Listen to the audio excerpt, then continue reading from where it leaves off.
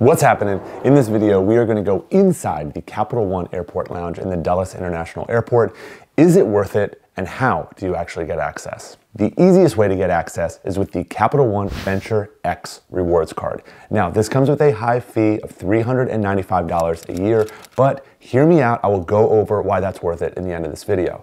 There are also two other ways to get access. We'll talk about those, and a major kicker as to why you need to visit this lounge. Now, with the $395 fee for the Venture X card, it gives you unlimited access to the Capital One airport lounges. So if you are near one of these airports, I highly recommend getting this card. It also gives you 2 guests for free, which is usually a $45 fee.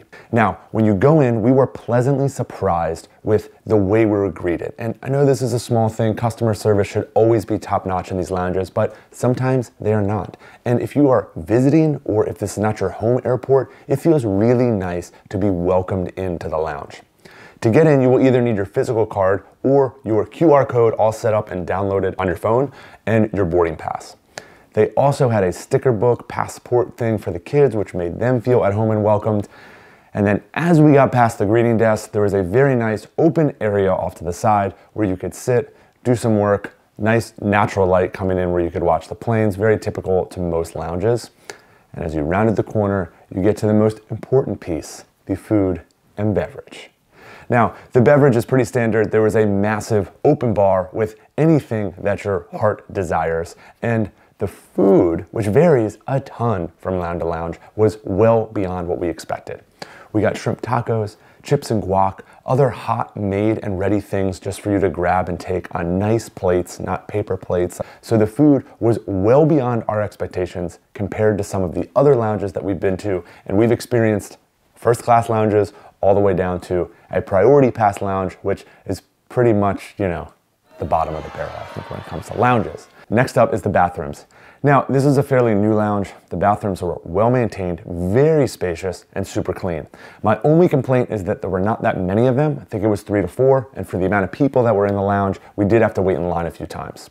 The family bathroom area restroom with the kids changing table had more amenities than I would have imagined. So that was an excellent perk. If you are a family traveling with little ones, highly recommend trying to get to the lounge. They have stuff in there that is really helpful for pre-flight.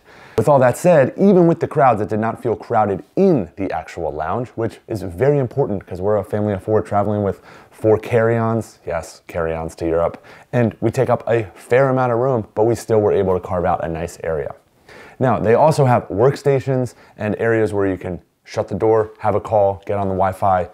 Yes, there's Wi-Fi. Do we need to say that lounges have Wi-Fi anymore? An airport lounge without Wi-Fi. It'd be like we're living in the 90s. The 2 other ways to get access to this lounge are the regular Capital One card and the Spark Business Miles Capital One card. With these cards, they have a lower annual fee, but you only get access twice a year to the Cap One lounges, and it is a $45 guest fee for anyone you're bringing with you. So I realize $395 for the Venture X sounds crazy, but hear me out. This is why I think it's still worth it. You get a $300 travel credit. Now, this is an easy to apply travel credit, so don't think you have to submit some letter informing them to take 3. You go on the portal, you submit something that's worth travel, and they just take it off your bill if it was travel. It's that easy. So you might as well knock the fee down to $95, and you can use that $95 towards a global entry or TSA pre-check if you're doing that. We haven't even got to sign-on bonus, the miles, the points. I think this card is well worth it, especially if you are traveling to any of these airports once or twice a year. The kicker that I was talking about earlier in this video is the grab and go section. Now, hear me out. A lot of airport lounges might have some water or a soft drink, maybe an orange for you to take. They had a full section. I'm talking sandwiches, acai bowls, overnight oats. As a family of 4, this saved us well over $100. The kids didn't really like the meal on the airplane that evening, so we had the acai bowls for them. We had some non-perishables that we took, like chips and chocolates that they gave us at the end, that we were eating like 24 hours later after we landed in London.